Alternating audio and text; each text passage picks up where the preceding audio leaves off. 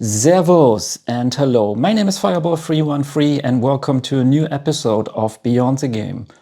Again, I want to show some fine examples of awesome video games in physical form, and the first entry is a hidden gem, and that is Steel Diver for the Nintendo 3DS. That was a launch title, what came out together with the handheld and some other games, and the release was May 2011. This actually was a sealed copy before I started recording, and you guys will not believe that. A couple of years ago I bought this version for €5, and that is really cheap. It was still sealed till now, and I just opened it already for this video. Yeah, of course, when it came out, it was a full price. I even don't remember what was the price for a full-fledged game for the 3DS. Yeah, I have a special connection with this game because it was my first Nintendo 3DS title what I played and where I wrote a review about that. And my final conclusion that it was a mediocre game. I saw the ambition about that, and it was really brave for Nintendo to make this kind of game because it's a submarine simulation, and a submarine simulation on a handheld is an interesting idea, and it has a special spot in my heart.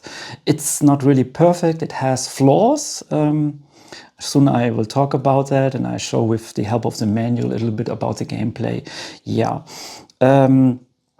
But first, a little history about that, what I did new. Before I always make my recordings, when I choose the games what I want to present, I always dive a little bit into the history. I mean, most stuff I know, but the history about Steel Diver I didn't know. Because it showed already, Nintendo showed this game already in 2004 on the E3, and then it was a playable tech demo for the original Nintendo DS. I didn't know that actually, and when I finished this recording here, I want to check if I find some footage of that, because I'm really curious how it looked back then in 2004. Yeah, so but the main reason why I want to include this one is this is just a standard retail version for a standard price. And it came with a nice gimmick, what you totally miss when we move more and more into the digital age. Because when we just have download titles, you pay the full price and you will miss a lot of experience like this one, because it has a 3D image. And I will show this to you guys. Nintendo was not didn't have to do this actually. This is really just, they thought this is a nice touch. Normally you have just this paper thing here for the cover, but here is a card what is glued to the paper, and it has this 3D image. And when I move this now, I hope you guys can see the depth and the movement in the background. This is, I really like that. And you see, and this is this kind of material. I don't know the English word for that. So yeah, this is, I love that. And that came even back with my review copy. Yeah, so all the versions look like that, you know. And really gamers forget always that sometimes some publisher make this kind of small little gestures, you know, to us to present a deeper gaming experience already with the package. Yeah. When we talk about the game, I mean, when you just open it, you get, of course, the SD cartridge. I don't know how you want to call this, just standard 3DS thing. Then, of course, you get your Nintendo points, your warranty about important information about your warranty, stuff like that. And here is the menu. Yeah, back in 2011, we still had some menu. And what is a nice touch also, it's top secret because we have a submarine. Yeah. And like all the Nintendo products, you still have this seal of quality. Really, still till is now very important. And here, to all the recruits, Steel Driver says, hello, welcome to you. This is an U-boat special unit and you're in the front line and your mission is to, shit, I forgot the English word now. At least they tell you a little bit about the story. So, and yeah, so now I have a blackout when we talk about translation. So if you guys are German people, then you know what it says. Sorry. Yeah. Steel Diver is a game not for everybody in this case because it is divided into 3 parts. First, you have the side-scrolling gaming thingies where you control your submarine on the top of the screen, and the touchscreen you use for, how you call this, for a lot of levers and buttons and switches. So you move your, and then you have a radar, you have here, there also, and here you can change all the abilities of your submarine. If you want to, that it dives, or it moves, it should move to the surface and things like that. You shoot your torpedoes with that, and here is the speed control.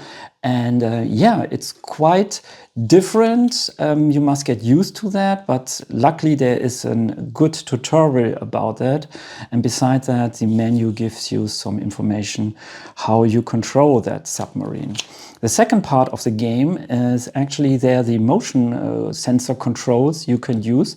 You hold your 3DS like that, and then you have this kind of periscope gameplay, and there you must shoot boats and stuff like, and submarines like that with your torpedoes. And you do that, you have your 3DS like that, and you move 360 degrees. And they show this here also, and this really works awesome. And because of the 3D capability of the upper screen, you have a very interesting view through the periscope. That really sucks you in when we talk about the immersion, yes. And here, by the way, here you can shoot your torpedoes, and here you can zoom in, you know, on your target, and you can dive a little bit. Yeah, that is the second part. And sometimes you must avoid different, enemy torpedoes also. So this is quite intense, this gameplay. And beside that, you have some standard turn-based strategy elements, actually, where you move your submarine. By the way, you can play this game even together with, let me think, wait, how many people? 2 people, actually. And there's a download game even. So, by the way, I forgot that completely. That is the back of the package. And it says already, navigate your U-boat through 3D environment, and then you have the periscope mode, the normal mission mode, and then here the strategic sea battles. Yeah. So let me see, and then this is about the download game, what you can do with a second player, then in just some standard information. Yeah, the game is till now really a hidden gem. And because it's, submarine simulation for a handheld, it's not very, how to say, it's not a game what everybody would like to play, you know. So this is more for real hardcore fans in this environment, or maybe who are really open for a new experience. So yeah, and I really challenge you, if you want an interesting experience, what shows some capabilities of the 3DS, then try this out, you know, you will be not disappointed. And hey, for €5, you can do nothing wrong in this case, yeah. But I warn you, you know, because the learning curve is quite high. You have a lot of trial and error missions, you know, and how to say, if you a very sensitive person, you know, who can stand to lose very quickly, then this game is not for you. But if you're really patient and you're willing to learn, you know, the gameplay mechanics, then this game is quite rewarding. Yes. Let's move to the second game. That was a disappointment for me when I opened it up and tried to play it. And that is Giraffe and Annika. This is an RPG music game, something like that. The main reason why I bought that, I was in a Dutch video game store and I saw this one. And normally I'm not like that. I'm not a gamer who buy games just because of the cover and stuff like that. But it really appealed to me. The front cover was so nice presented. And when I looked around on the other side and I checked the screenshots and I read some of the descriptions, I thought, hey, this is a game what I would like. And I saw the content of the special edition and the price was quite cheap. I paid 20 euros sealed for this copy. The value, I check on eBay and Amazon, is around 50. So that was really quite handy, you know. I mean, because I got it so much cheaper, yeah. But when I started to play it, I noticed the problems what the game had. When we talk about the storyline, the game revolves around Annika, a cat girl. That is this one. She has amnesia and she wakes up on an island and she tries to recover her memories and try to save the island, and there she must collect something like star fragments. You know, it's the storyline is not really a thing what will keep you. You know, what was more an interesting thing, the game uses some kind of interesting battle system with rhythm-based action. You know, this is some music game, you could really say. Yeah. So when I played this, and then I went online and I was reading some of the reviews, and then I noticed really that this game was quite not really a huge hit. You know, I mean, the presentation is really adorable and awesome, but the game design, the game length and the design is quite bland. Yes, and I noticed the controls of Annika is strange also. It really feels that I'm steering a piece of paper or something, you know. And when the movement, when you for example jump over rocks and stuff, the movement is really it really feels strange, you know. So when you see it for the first time, when nothing is moving, it looks really really nice with cel shaded graphics. But yeah.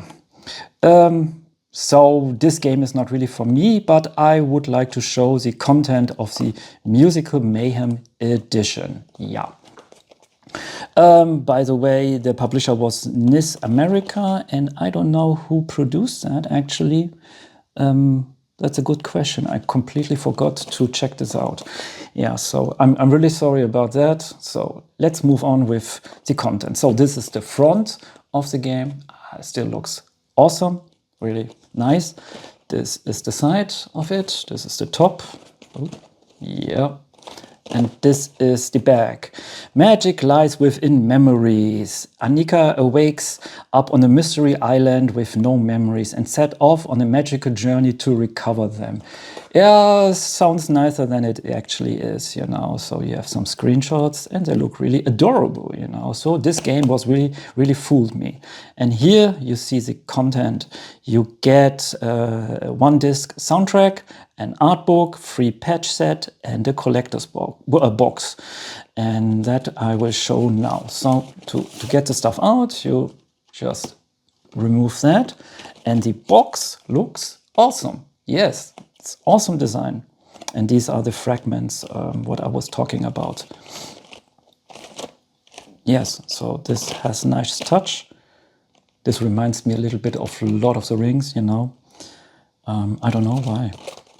So, to get this stuff out, yes, so what do we have? First, just a regular game with, guess what? No manual. What a surprise. But you get an alternative cover. So this, by the way, this is the Blu-ray. Look, the presentation is really nice. So the game looks like this, and the alternate cover looks like, wait, I show it like this. This is the standard cover. And this is the alternate cover. I must admit, I like this way more than this. I mean, this looks already cool, but if I could choose, I would go for this. You know, nice art design, by the way. Yes. So already when we talk about bad things with this special edition, like I said, no menu. Really, really a shame. Yeah. What else do we get is, and this is cool, you know, the soundtrack is in this cardboard box for protection.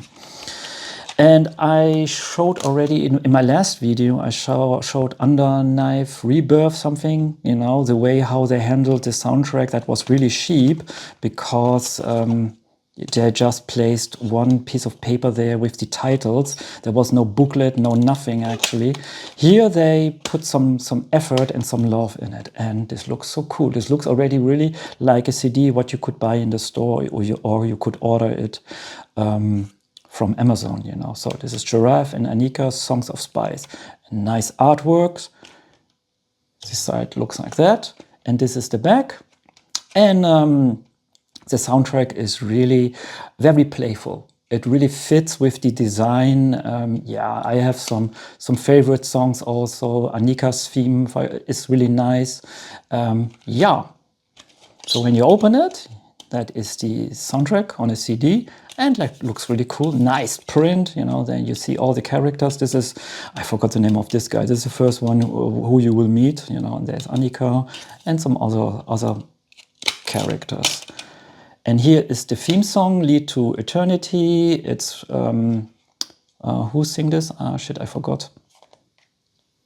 Wait, soundtrack. Vocals is Maika Lupte. I hope I pronounced this correctly, yes. Yeah, the CD. And here is just, okay, it's not a booklet actually, it's how you call it? The lyrics. Yes, here are the lyrics if you like to sing. It's a very, very catchy song, you know. I mean, not so my style now, but it will have some fans, I believe. Yes. So let's put this together in this, like that. Then we have some patches and they look really cool when we talk about the design. And it has really good feel of quality, you know. So you can put this on a shirt if you want that, or maybe on a sweater, stuff like that, yes. And that is the Familiar Faces patch set. Nice artwork. She looks very, very happy. I mean, she's a lovable character, if I must really admit, you know. And she, the English synchronization is awesome also, so no complaint about that. And then we have the art book, and I like that because immediately, you know, Annika, when she arrives on this island, for her this is a huge adventure because she's not used of all that stuff, and besides that, of her amnesia, she can't remember anything. So for her this is a huge adventure, and this art book is some kind of adventure log, you know, what you use, you know, to write down your experience. Yes, and it has nice quality. Let's open it. Yeah. Yeah, Giraffe and Annika. Annika's adventure log. Caution, this book contains spoilers. Proceed at your own risk. Woohoo! So, and that is Annika. And here you see some art designs, and she looks really, really lovable. Really lovable. Annika has lost her memory, but even with such hardship before her, the carefree and gentle Annika, along with her little bluebird companion Pippi, embark on an adventure of a lifetime in order to discover who she is. Yeah. I mean, I must really admit, who wrote that really put some effort in it. You know, when you read this, you really think, wow, this must be a so awesome game. And when you play it, after some minutes, you will be disappointed, really. Yes, this is Giraffe. Oh, I forgot his name. Giraffe, a strange resident of the island, has given Annika a quest to find the missing star fragments. Through he makes a lot of demands, he seems gentle and calm, and perhaps he knows more about the island than he lets on. Yeah. Then we have Lily, that's a witch.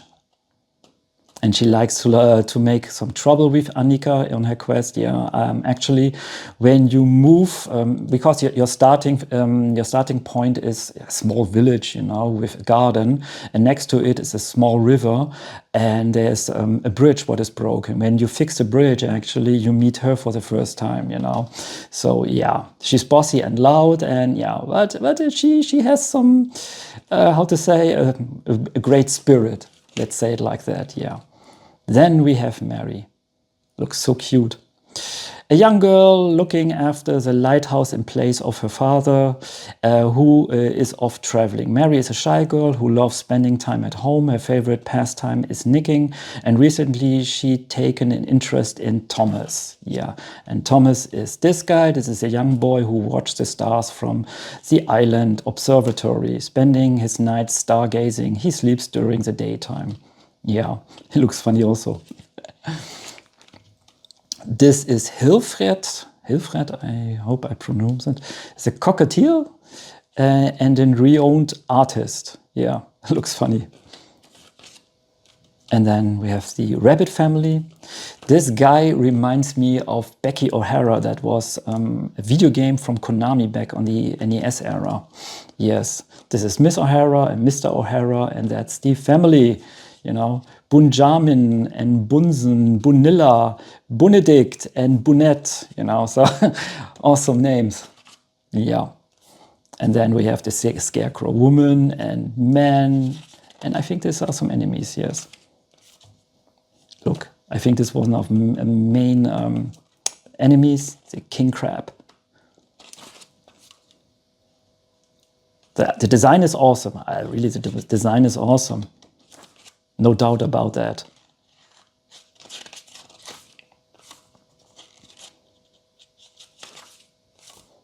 And these are some of the houses what you can enter. Yeah, I remember this one, but I forgot something that was with the paintings. Yes. And this is the observatory. Yeah, you can visit that place also. I think this is even the starting point. In front of this house, you wake up. And there's a yard, actually. And what we have here, this is a comic, I think. Giraffe and Annika. Annika, my sweet Annika, such a good girl. Yes, see? There she wakes up. And then there's the yard on the side. I'm not reading all this stuff now. If you guys can pause that. But this is actually the beginning of the game. This is the front cover. Yes, and this is on the alternative cover on the left side. Looks really, really awesome. Yes, I like that. So cool, huh?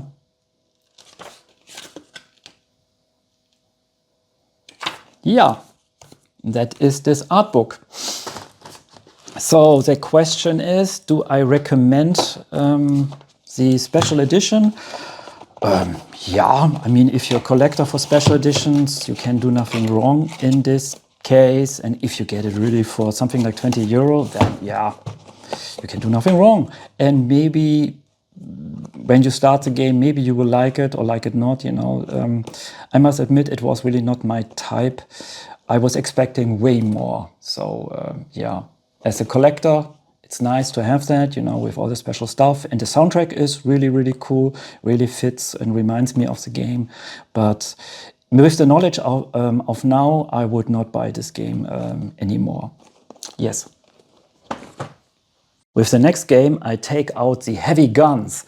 And that is Armored Core 6 Fires of Rubicon. That is the launch edition. And I believe even this is the standard release version, what you can get. There's even a special edition, what is way more expensive. But I was not interested in that. I'm not a big fan of Armored Core. One of the main reasons why I bought that was really the price. I got a sealed copy a month ago for 15 euro. The value value now on eBay, Amazon is something around 25. And I have some Armored Core games on the PlayStation 1, PlayStation 2, and even on the PSP. And I was curious about the evolution now of Armored Core 6, because I was reading a lot of review and the press really praised this game. They really hyped this game, and it was even a huge success, you know, with the press and with the fans also. Yeah, so this game is basically a mecha game. You know, you can configure your own mech, you know, and that is so customizable. That is so crazy, you know. I played a couple of hours, and yeah, it is. It's a little bit like Dark Souls with mechs, but then a little bit easier, let's say it like that, you know. What I really notice is if you just stick with one mech, with one of the armored cores, you will lose very, very easily. You know, you must configure different kind of armors because every enemy is really a huge challenge, especially when we talk about the mid bosses or the end bosses. For that, you really need the right weapon, the right armor, the right movement, and yeah. So weight, energy, everything is really, really important. What is a huge shame, because this game is a candidate for PlayStation VR 2. To have that would be so awesome. For example, like Resident Evil 7 back then, it was playable just for the normal PlayStation 4, and it was compatible with PlayStation VR. This game in PlayStation VR, woohoo! This would be so awesome if you really sit into the cockpit of this mech and you see, and you really have this feeling that you're steering this huge 100-ton thing, you know, and you slaughter through the houses, and yeah, that would be quite an experience, you know. But I don't believe that Bandai Namco will do any kind of effort in this case. Yeah. So about the storyline, yeah, I must admit I played for 6-7 hours. I didn't play it for the storyline. I played it really for the gameplay, and that was an awesome experience. Quite hard, I must admit, because I was making really this mistake. I built just my perfect mech, and I thought I could slaughter everything in my path. And I noticed very early that was a stupid idea, you know. So you can put 100 hours into this game, and it's really quite rewarding. Of course, when you finish missions, you earn money. With the money, you buy new parts, you sell parts, you repair stuff. You can get even new mechs with the money, stuff like that. Yeah, so a really rewarding game when you dig into the graphics. But I must really say this game is not for beginners. This really asks for patience and for a thick skin. Yeah, but let's look at the content of the launch edition. By the way, the game came out in August 2023, and like I said, the value of this version now is something like €25. Yes, the back looks like that. By the way, I bought this in Holland. So wake up, the fire is on. It says, what do we get actually? We get a poster, we get the game, we get some illustration cards, and we get some stickers. By the way, the game is quite big. It needs 65 GB on your hard disk. Yes, and of course you can play it through PlayStation Network. So it has online capability, of course, on Xbox and PC also. So we have this paper sleeve here. And the game with its contents is in it. There's nothing wrong about that. It's a little bit shiny. Yeah, it is okay. So then we have the standard game. Of course, it's the PlayStation 5 version. And guess what? I can tell you, we don't have a menu. Yeah, what a shame. Yeah, then of course the standard game on a Blu-ray. And here's the extra content in this envelope. You know, that looks nice. And what would be really cool if they place here something like top secret, don't open this seal, or don't break this seal, something like that, you know. Yes, but unfortunately not. So let's take everything out. Wait. Oh, see, I knew it. Let's look first at the poster. And that is unfortunately a copy of the cover of the game. I mean, the cover of the game looks nice, no doubt about that, but it would be nicer to have a different image, you know, because yeah, it's the same. It's the same like here, it's the same like there. You know, something more, yeah, different. And besides that, there's no alternative image. That is a shame. Then we have the postcards, and these ones look awesome. Yes, like this. And this is the background. This one, I remember this, I don't know, helicopter or something, this jet. This is an end boss. He really kicked my ass several times. But awesome when you defeat him. Really awesome, nice feeling. That is like with Dark Soul also. Yeah. For example, this as a poster, this would be way cooler. At least if you ask me. Yeah. And then we have 3 stickers. 1 sticker of the game itself. And these are of the factions. Yeah. So, do I recommend the game? Yes. When you really dig the mecha mechanics and you like, you know, to move 100 tons of robots through cities and destroy everything, you know, and when you really love to build your own mech, you know, and stuff like that, then yes, you can do nothing wrong about this. As a launch edition, this is solid. I would like to have a menu also. I mean, Soundtrack CD is a little bit too much for just a standard launch edition, so this is okay. As a collector, yeah, you can do nothing wrong. And hey, when you get this cheaper than 20 euro, just grab it. It's awesome game, you know, and the content is solid. I just noticed that the next game, what I would like to show, aged already a lot, because 20 years ago, Painkiller for the PC came out. The game was developed by People Can Fly, who later made the game Bulletstorm for PlayStation 3, Xbox 360, and of course the PC. 2004 was a time where I played a lot on my PC. I had a capable processor and graphics card, and I was playing games like Crisis and Unreal Tournament 2003, 2004. In this time I was in an online clan, and Painkiller was of course a candidate for an awesome experience when we talk about presentation and gameplay. I mean, technically this is a Doom clone, you know, with a nice twist, you know, with a demonic scenario, stuff like that. Yeah, so I was really digging this kind of games back then, you know.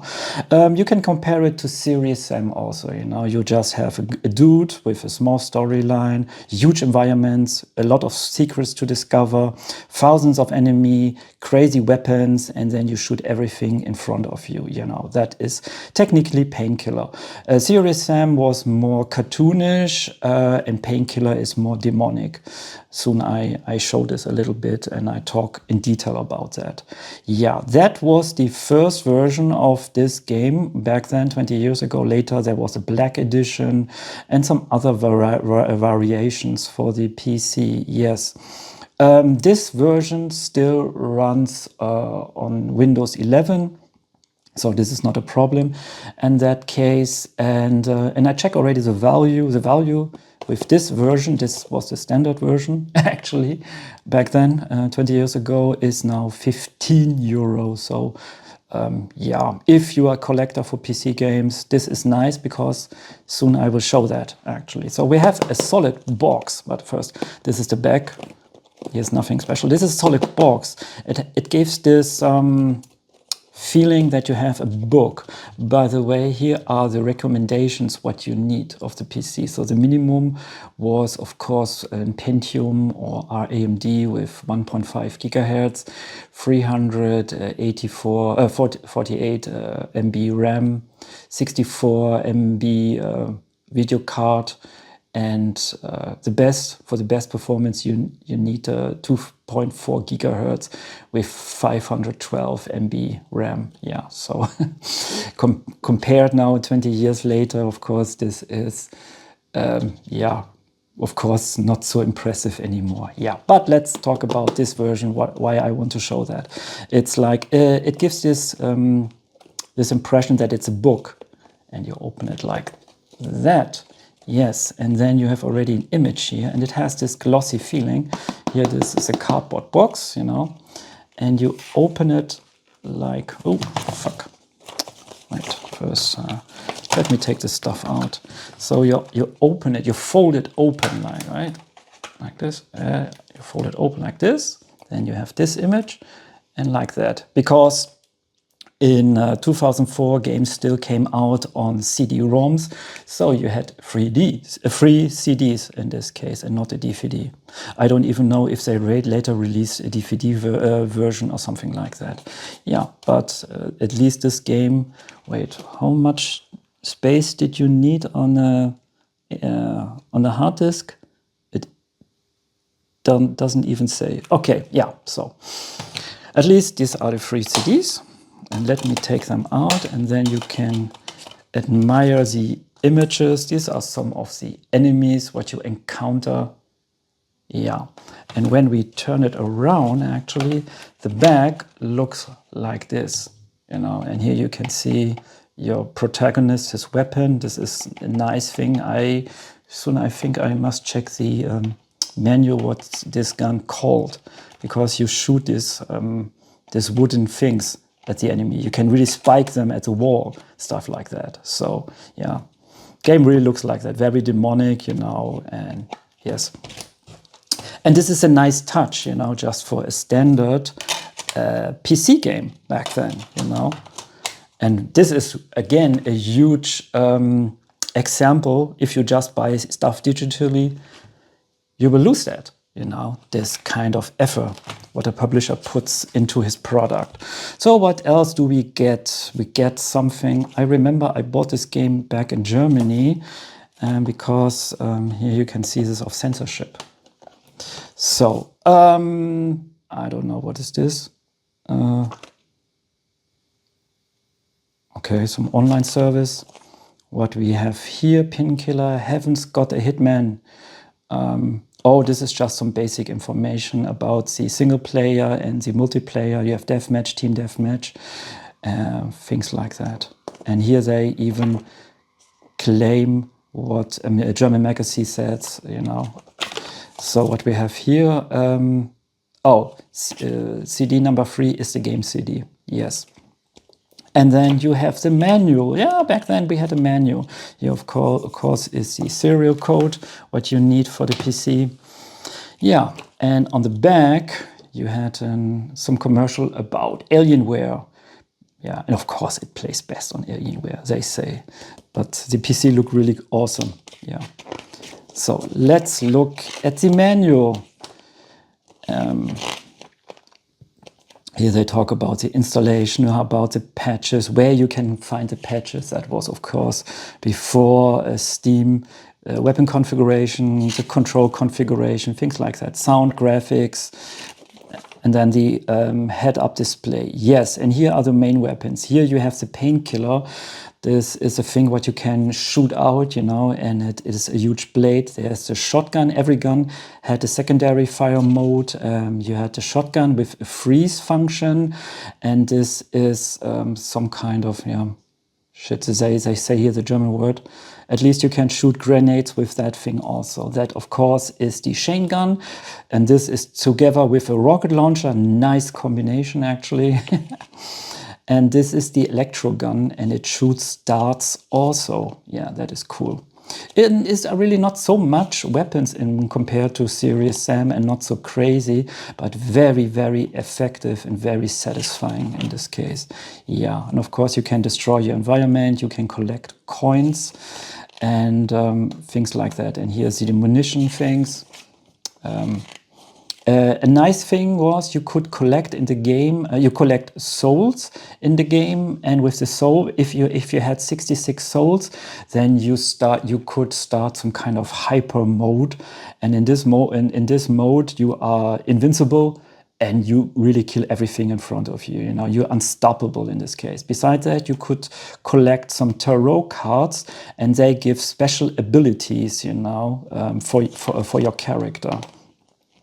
That was one of the reasons always to look for them, you know, in the huge levels. Yeah, and then here they introduce all the monsters what you have. So and there are quite a lot, and you can even imagine. No, they don't show this. The end bosses are really big, really. They are men's giants in this case. And here they talk about the multiplayer, yes, free-for-all, team deathmatch, and whoosh, and the light bearer, stuff like that. Here they tell you how you start a server, yeah, and the chat capabilities, and even some tips. You know, that was standard back then. And of course, here they tell you about the team who created this game. And if you don't know, these people can fly. These people are from Poland, and now they are part from Epic Games, by the way. Yes. So, are you a PC gamer and you like first-person, very easy, and not easy, very simplistic first-person shooter? I really recommend Painkiller. Of course, you can get it, I think, in Steam. You have it on the internet. It's always, I think, even on GOG you can get that. Yeah. But I like this version actually quite a bit, you know, for a PC game. Yeah, this is awesome. If you don't have a PC and you want to play the game, there was a possibility, and that came with Painkiller, Hell and Damnation. And this is a game, this is a port of the original game that came out in, let me think, June 2013, so way later actually, in the lifespan of Painkiller. And this is a German version, and they even say this is the cut version. I couldn't find any version in Holland, and I'm not a fan, you know, to buy stuff on eBay, so I'm always trying to find stuff in the stores. So I bought this one and I made a playthrough about that. This is technically a port of the original PC game with some minor difference in this case. And here this is a cut version, and this is quite fascinating. This is the uncensored version from 2004, and this one came out in 2013, and it's even for an age of 18, and it's cut, you know. And yes, I noticed because I know the original version, so I notice at least stuff what they cut out when we talk about the violence, what you could do with your enemy. There was never blood in any kind of way, but you know, you could really, you know, dismantle your opponents, let's say it like that. Yeah, the evil is back again, and this is a modern interpretation of Painkiller. And yes, and I forgot that. It's a mix of the original Painkiller and Painkiller Battle Out of Hell. That was a DLC, an add-on, I think, back then. Yes. Yeah. Let's look at this game actually. Yeah, and it says here and there that's the cut version. And what did I pay back then? I bought this game. Oh, this is quite interesting. I bought this game in a GameStop. That was in 2017. That was actually 11 December. And what did I pay? €6 for this game. And I bought the Wonderful 101 for the Wii U, and I paid €15 for that. Haha. So that's always funny. You know, that's one of the reasons why I keep always the receipts. You know, you never know. Yeah. What do we have here? There's even an introduction. Yeah. You are captured by the darkness, and actually storyline is not really important in this case. Yeah, this is the heads-up display. Here they explain about the controls, and these are really standard controls for a first-person shooter. Yeah, and they changed the Painkiller, and now it calls the Soul Catcher. Oh no, the Painkiller is still there. Shit, so you can collect with this gun, I think, the souls. And you still have the shotgun and the grenade launcher, the rocket launcher. Oh, yeah. And oh, right, they have the MP and the flamethrower. Yes, I remember that. So this single player, you had even co-op capability, and there was multiplayer. Yeah. On the PlayStation 3, you have some technical problems. I mean, the resolution is just 720p. Compared with the PC version, this is lower. The frame rate, especially on the PlayStation 3, is not really well. You have some tearing. So on a technical level, this game on the at least PlayStation 3 is not really smooth or bug-free. So I don't know about the Xbox 360 version, but yeah, I just bought that because it was quite cheap and I was interested about the port, you know, how they converted the game from PC to the PlayStation 3. Yeah, and I mean, I had my fun with that, but I would not pay, I don't know, more than 10 euro for the PlayStation 3 version. Yeah. And that's with this video. If you guys like my content, give me a thumbs up and subscribe. If you want to leave a comment, I would be happy about that also. See you next time, guys, and don't forget to support your local video game store. Servus!